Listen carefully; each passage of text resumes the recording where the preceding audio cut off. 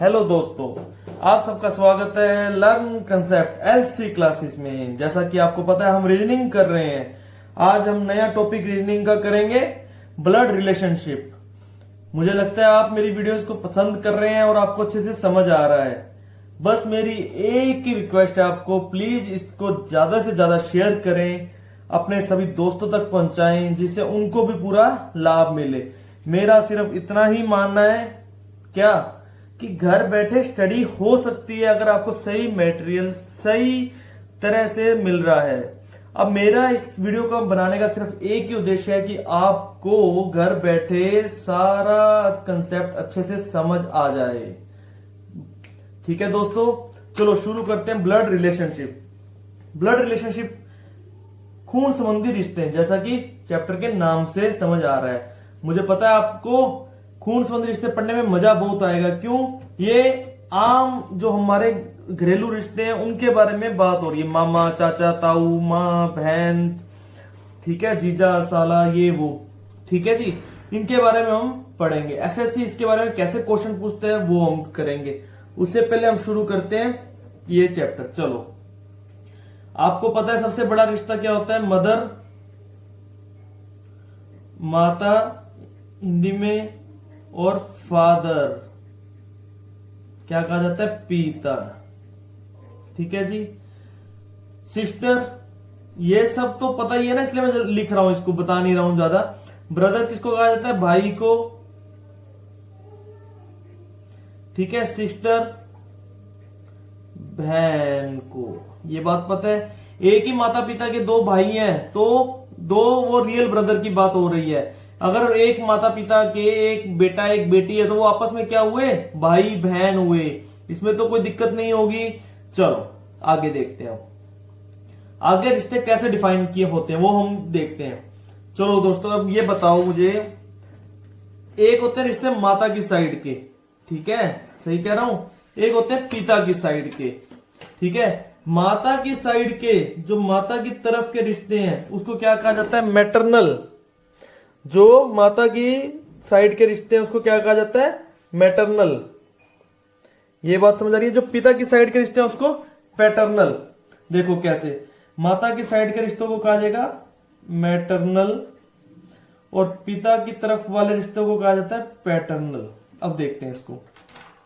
अब मुझे बताओ, जो माता आपकी मम्मी की, मदर्स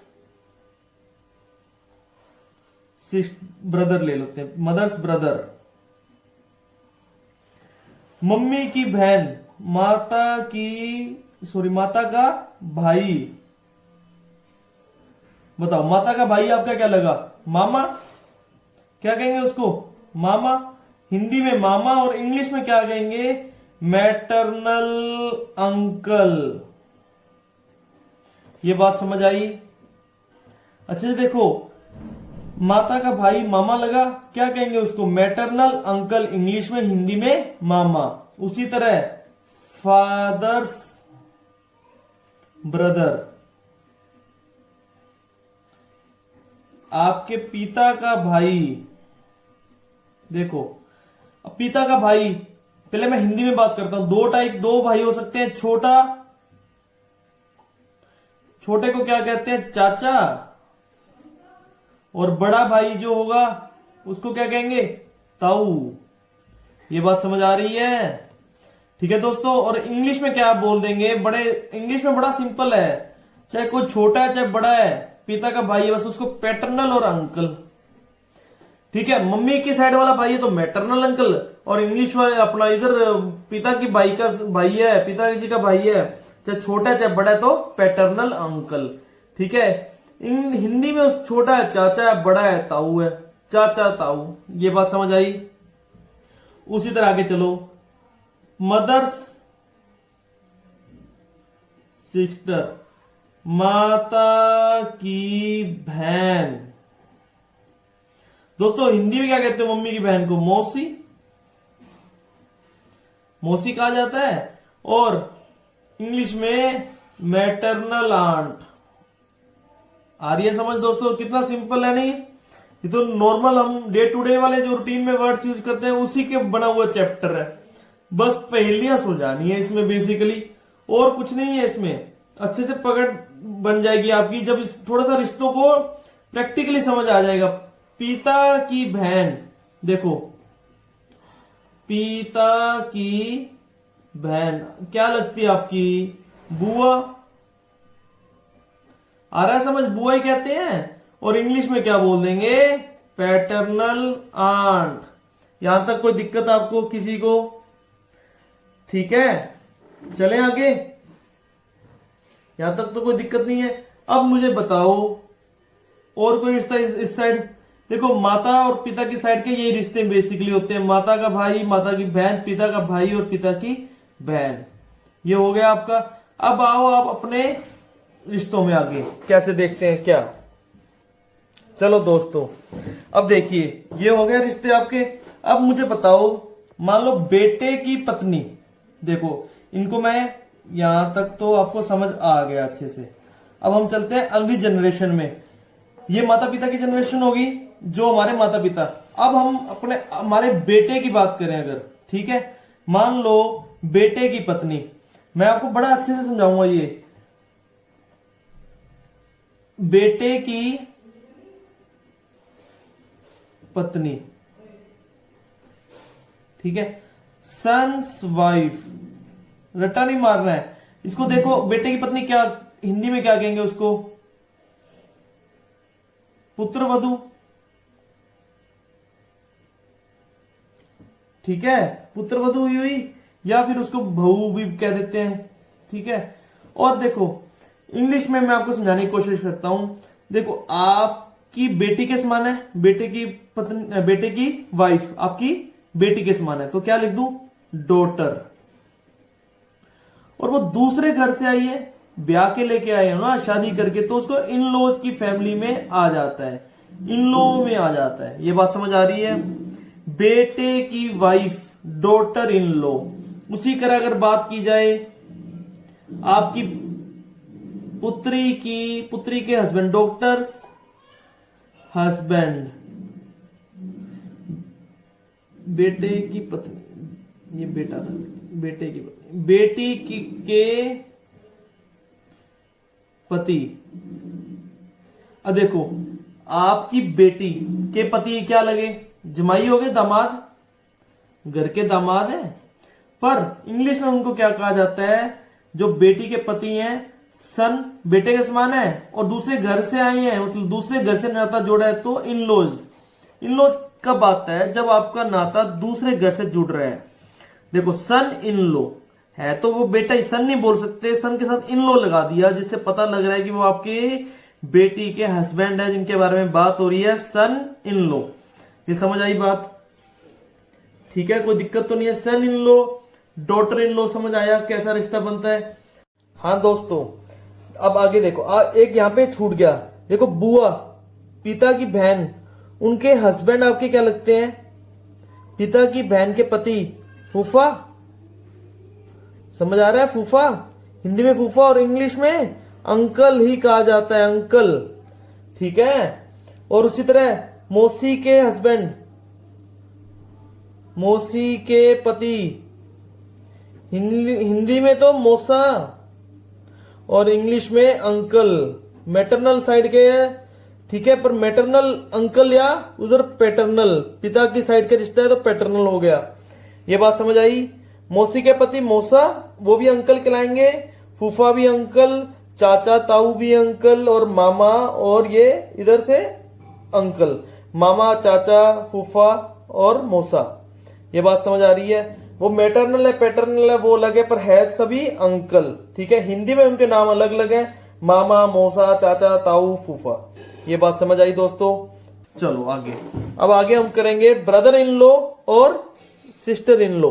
हाँ जी, अब हम करेंगे ब्रदर इन लॉ और सिस्टर इन लॉ, ठीक है। पहले हम कर रहे हैं brother in law. Brother in law, in law कब आता है? In laws family.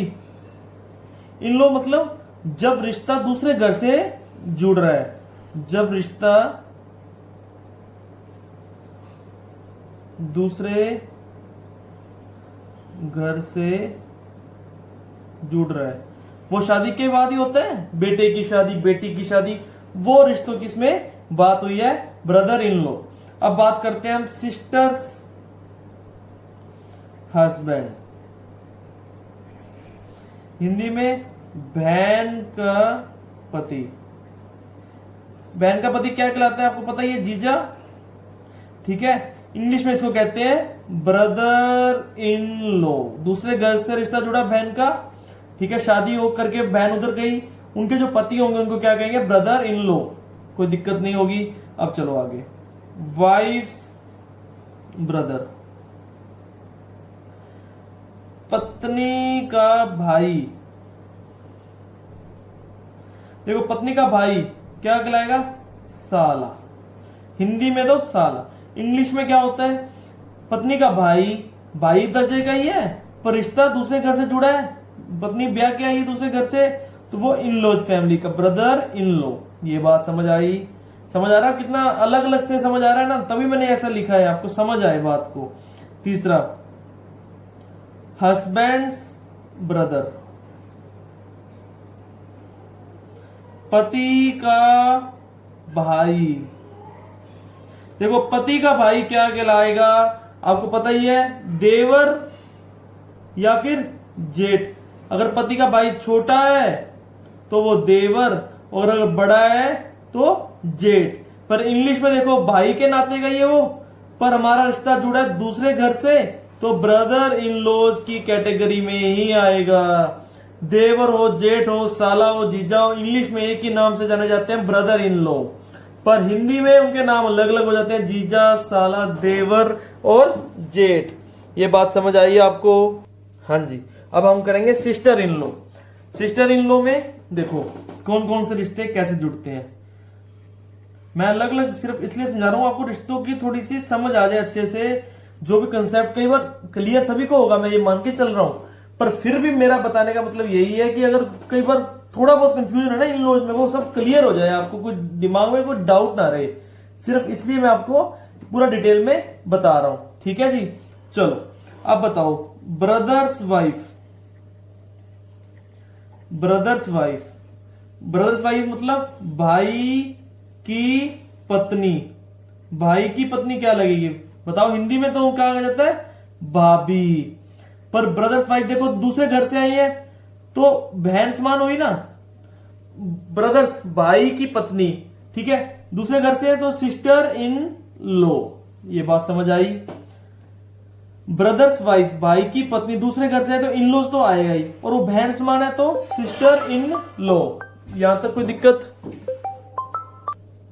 यहां तक कोई दिक्कत नहीं है ना। चलो आगे। अब मुझे आगे बताओ, हस्बैंड सिस्टर, पति की बहन। आपके पति की बहन आपकी क्या लगेगी? देखो पति की बहन ननद, हिंदी में क्या कहते हैं, ननद। और इंग्लिश में देखो हस्बैंड सिस्टर है तो सिस्टर समान, पर दूसरे घर से रिश्ता जोड़ा तो सिस्टर इन लॉ की कैटेगरी में आ जाएगा। ये बात समझ आई? कोई दिक्कत तो नहीं है इसमें? अब आप आगे बताओ, वाइफ्स सिस्टर, पत्नी की बहन, हिंदी में बताओ क्या कहते हैं, साली। ये बात समझ आई? पत्नी की बहन को साली कहते हैं। इंग्लिश में देखो है तो वो बहन समान, सिस्टर, पर कैटेगरी इन लॉज, क्योंकि दूसरे घर से रिश्ता जुड़ा है। तो सिस्टर इन लॉ में कौन कौन आ रहा है, भाभी, ननद, साली। ये इंग्लिश में एक ही नाम से जाने जाते हैं और हिंदी में भाभी, ननद, साली। यहां तक कोई दिक्कत किसी को? चलो आगे देखो। अब हम आगे के रिश्ते देखते हैं। ये हो गया आपके sister in law, brother in law, यहां तक कोई दिक्कत नहीं है। अब आगे देखो, अब एक पीढ़ी ऊपर ले लेते हैं। कैसे? पिता के पिता कौन होंगे, दादा, और उसी तरह पिता की माता, दादी। ये बात समझ आ रही है?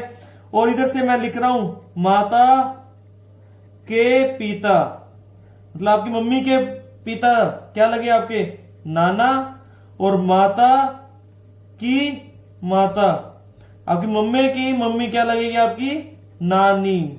ये बात समझ आई? ठीक है। अब ये क्या है? Grand parents. दादा क्या हो गया है? इंग्लिश में क्या बोलते हैं? Grand father. और दादी ग्रैंड मदर। इसी तरह नाना भी उसी कैटेगरी में, ग्रैंड फादर।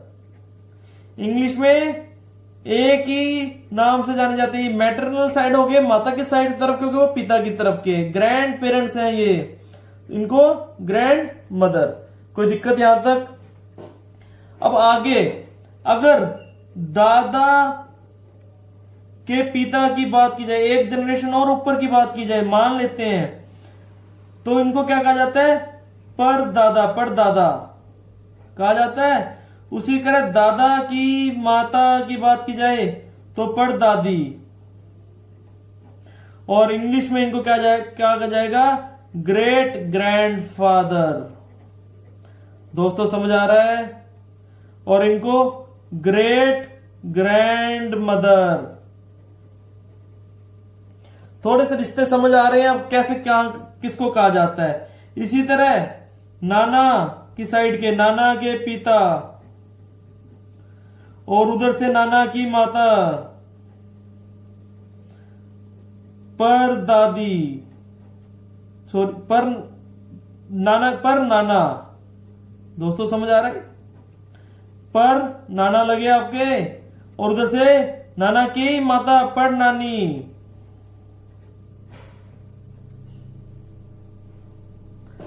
पर नानी, तो इनको ग्रेट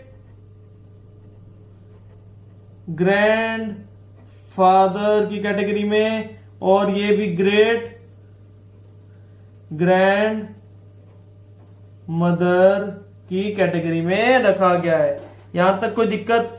आगे एक जनरेशन ऊपर हो गए ना, आपके पिता के पिता दादा, दादा के पिता परदादा, वैसे दादा की माता परदादी, नाना के पिता परनाना, और नाना की माता परनानी। ये एक जनरेशन और ऊपर चले गए। यहां तक कोई दिक्कत किसी को? अब आगे देखो, पोता पोती। अब मैं एक अपने आप को एक बीच में जनरेशन में रखा हुआ था मैंने, ऊपर मैं जा आया हूं। अब मैं नीचे की जनरेशन की बातें करूंगा। कैसे? देखो आप, बेटे का बेटा, बेटे का बेटा क्या लगेगा? पोता। कोई दिक्कत? ठीक है। और बेटे की बेटी क्या लगी? पोती। ठीक है। बेटे का बेटा पोता, बेटे की बेटी पोती। इंग्लिश में क्या कहा जाता है इनको? ग्रैंड सन और ग्रैंड डॉटर। ये बात समझ आई? इसी तरह अगर बात की जाए बेटी की, बेटी का बेटा, आपकी बेटी का बेटा अगर है तो उनको क्या कहा जाएगा? नाती। इंग्लिश में ग्रैंड सन की कैटेगरी में ही रखा जाता है। और बेटी की बेटी को क्या कहा जाएगा? नातिन। नातिन कैटेगरी कौन सी? Grand daughter. ग्रैंड मतलब का समझ आया? एक जनरेशन छोड़ के अगली जनरेशन की जब बात की जाती है तो वर्ड कौन सा यूज किया जाता है? ग्रैंड। बेटे एक जनरेशन का बेटा, अगली जनरेशन। पोता ग्रैंडसन, बेटे की बेटी ग्रैंड डॉटर। ये सब समझ आया? इसी तरह बेटी का बेटा नाती, ग्रैंडसन की कैटेगरी। बेटी की बेटी कौन हुई? नातिन। यहां तक समझ आ गया? नेफ्यू, नेफ्यू किसको कहा जाता है? भतीजा को, मेल मतलब लड़का। भतीजा कौन हुआ? भाई का बेटा। या फिर भांजा। भांजा भी कौन इंग्लिश में क्या कहा जाता है? नेफ्यू। कौन? बहन का बेटा। क्या लगा? भांजा। और उसी तरह इंग्लिश में कहा जाता है नीस। नीस किसको कहा जाता है? भतीजी। मतलब भाई की बेटी को, और भांजी को मतलब बहन की बेटी को। अभी तक हमने समझे रिश्ते। ये बेसिकली रिश्ते कहने में क्या है, खिलाने में क्या है, मैंने वो आपको मोटा मोटा ब्रीफ कर दिया। ठीक है, अब हम समझते हैं इनको कैसे क्वेश्चंस में कैसे एप्लीकेबल करना है, उसको समझते हैं आगे। देखो कैसे।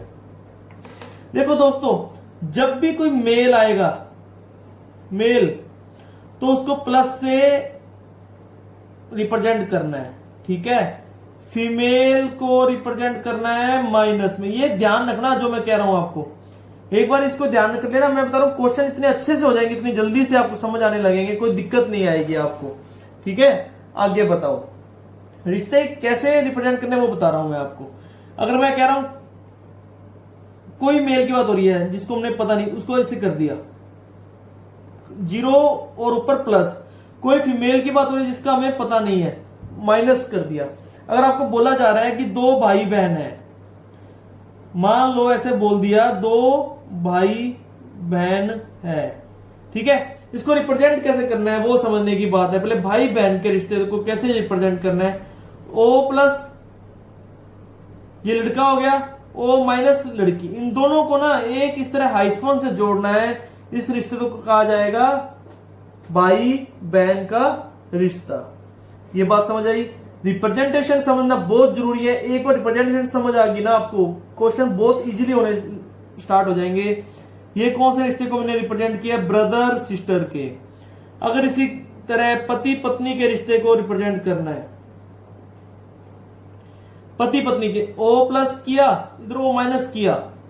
ठीक है, हस्बैंड वाइफ, इस रिश्ते को कैसे कॉपी पेन से रिप्रेजेंट करेंगे, इस तरह दोनों का तरफ एक तीर लगा देना है, एरो दोनों तरफ खोल के लगा देना है। That shows this relation is of husband and wife. ये बात समझ आ गई, कोई दिक्कत तो नहीं है।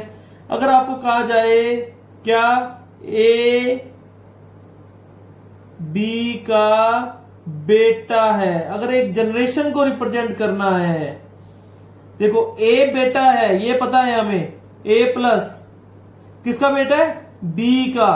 तो इस तरह बी के नीचे इस तरह सिंगल लाइन डाल के ए डाल देंगे।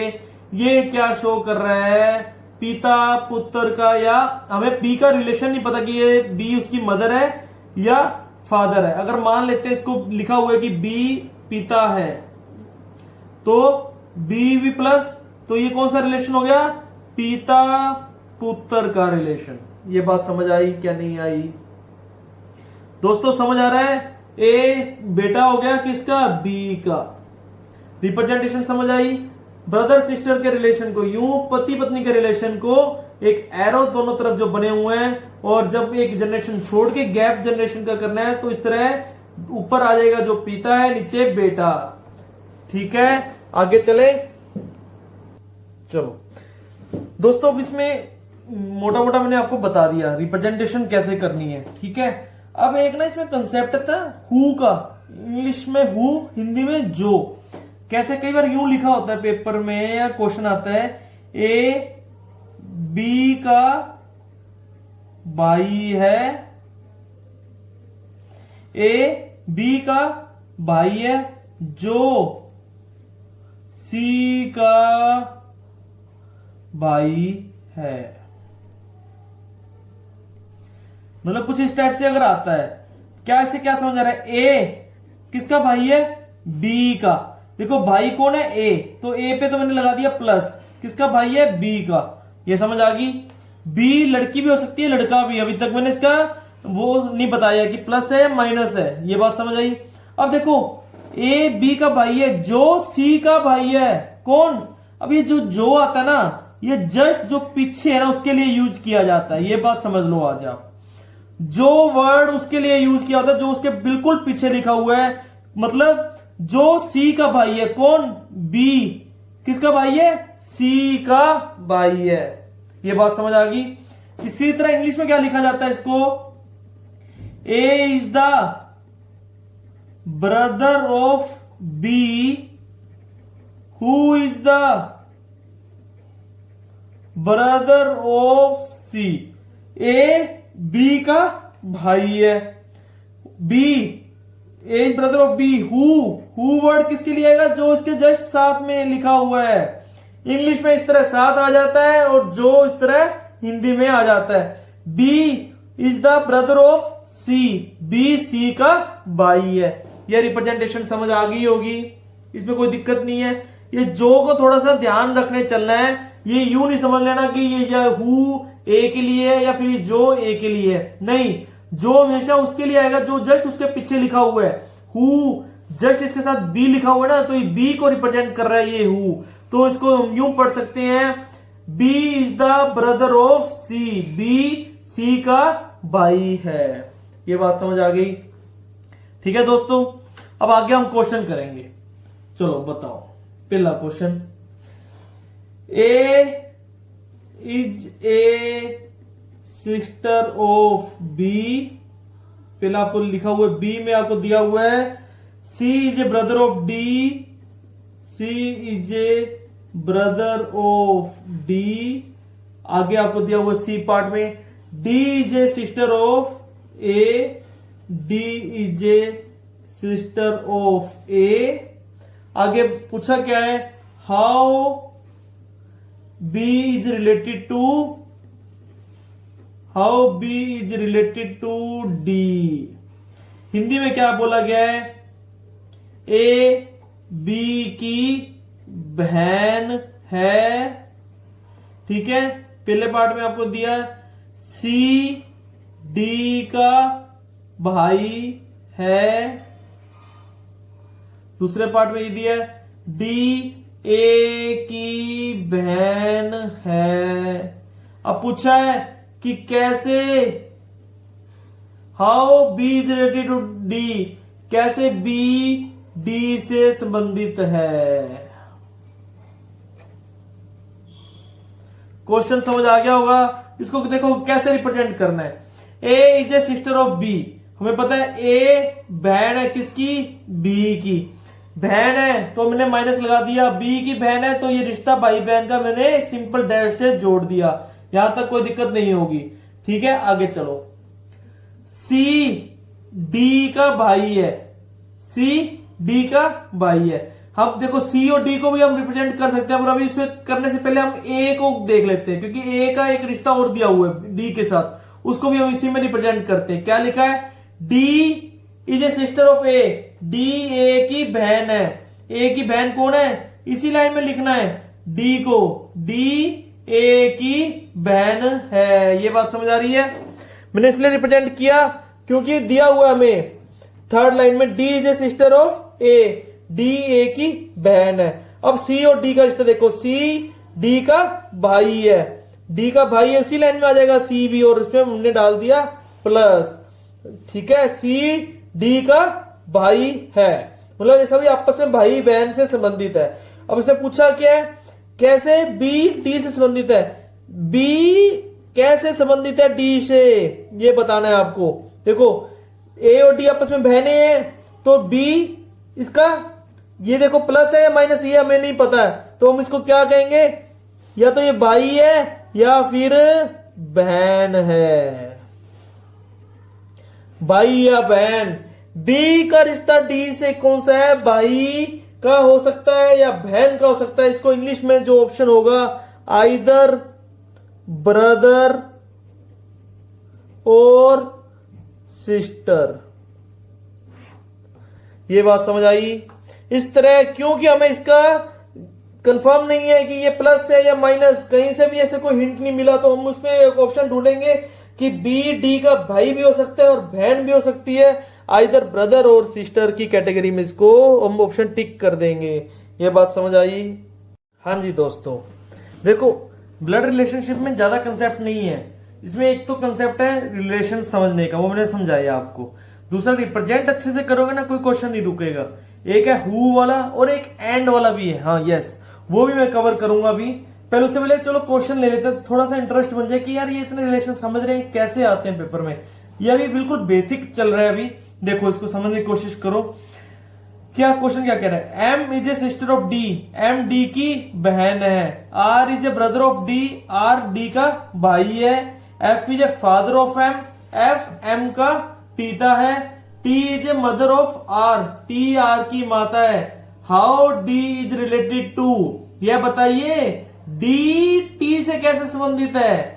देखो डी का संबंध बताना है टी से, आपको मैं पहले बता रहा हूं, डी का रिलेशन बताना है, ठीक है। इसके पहले आप इसको रिप्रेजेंट करना ध्यान से देखिए।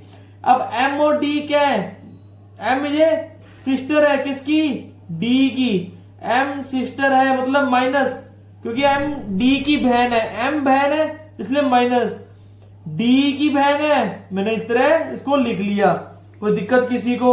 डी का भाई हमें इस फर्स्ट लाइन से नहीं पता लग रहा डी प्लस है या माइनस, आगे चलते हैं।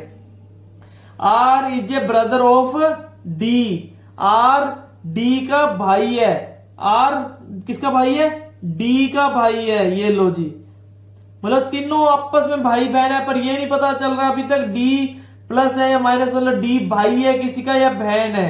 चले आगे, F is a father of M, F M का पिता है, लो जी एफ एम के पिता है, तो मैंने ऊपर एक मंजिल ऊपर लेके एफ को प्लस कर दिया।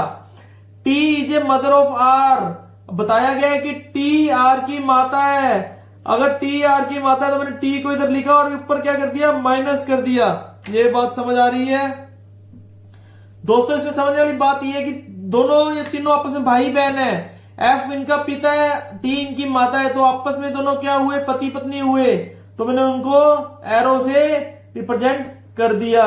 ये डायग्राम इसमें बन रहा है। अब इसमें क्वेश्चन क्या पूछा है वो देखो, इसमें कोई दिक्कत तो नहीं है ना, साफ लिखा है एफ एम के पिता है, मैंने ऊपर ले गया, इधर टी आर की माता है, मैंने टी इधर कर दिया, तो ये दोनों आपस में भाई बहन है, तो एफ और टी आपस में क्या हो गए, हस्बैंड और वाइफ का रिलेशन, पति पत्नी का रिलेशन हो गया। ये तो समझ आई क्या होगा।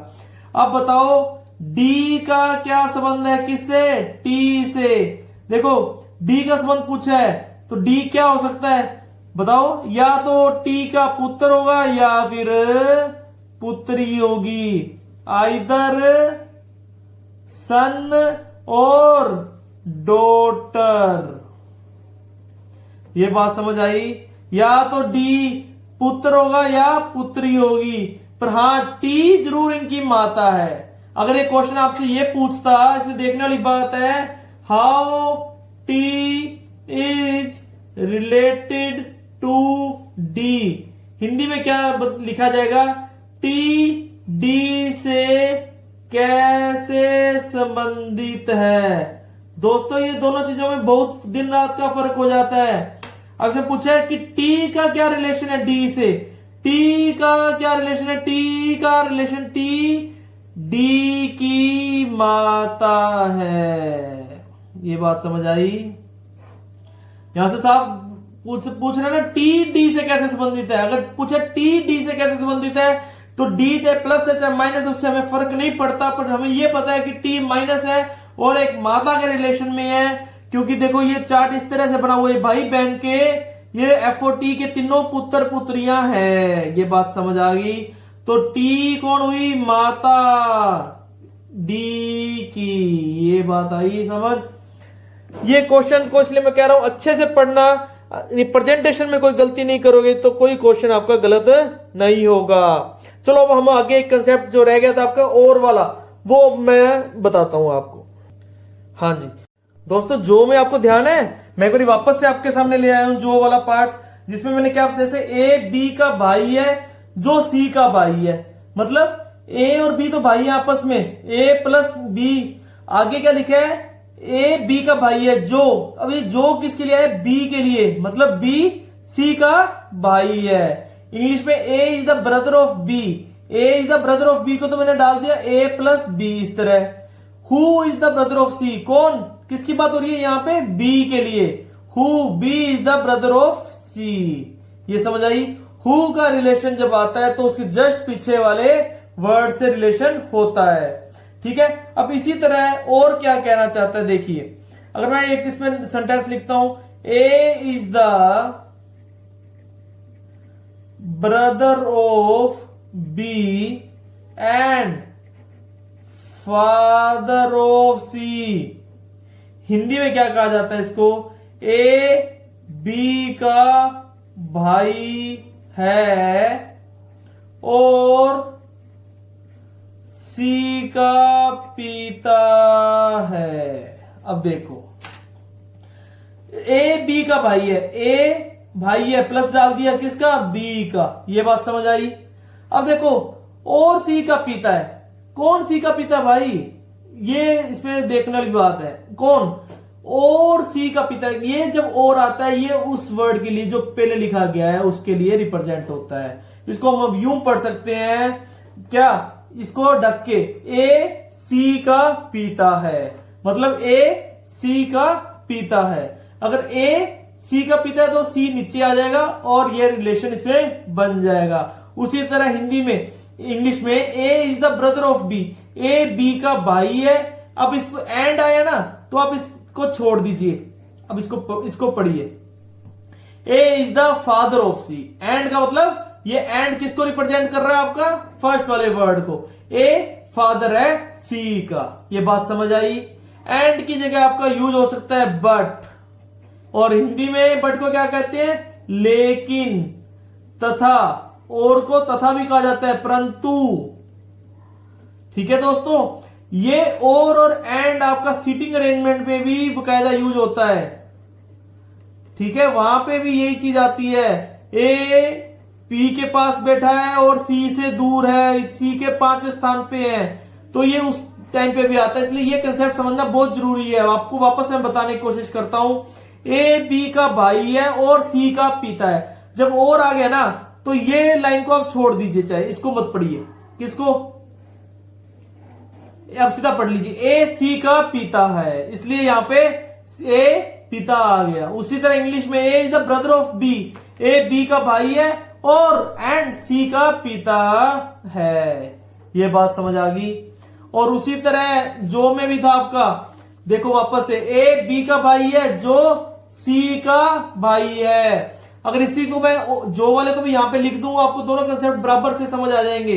ए बी का भाई है जो सी का पिता है। इंग्लिश में, A is the brother of B who is father of C. अगर यूं आ जाता तो कैसे बनाएंगे पता है आपको?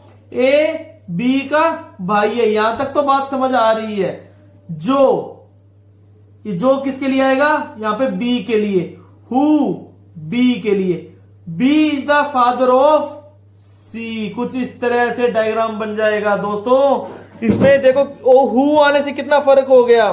यहां पे लिखा ए बी का भाई है जो सी का पिता है। जो सी का पिता इस बार कौन हो गया? बी, तो बी प्लस और सी उसके नीचे आ जाएगा। A is the brother of B who is the father of C. कौन? B is the father of C. इस तरह से जो का रिलेशन जस्ट जो उसके साथ लिखा गया, जो उसके पीछे उसके साथ उसके लिए आता है, और का एक छोड़ के, जो स्टार्टिंग में और का बी छोड़ा, ए के लिए इसका रिलेशन आया है। ये बात समझ आई?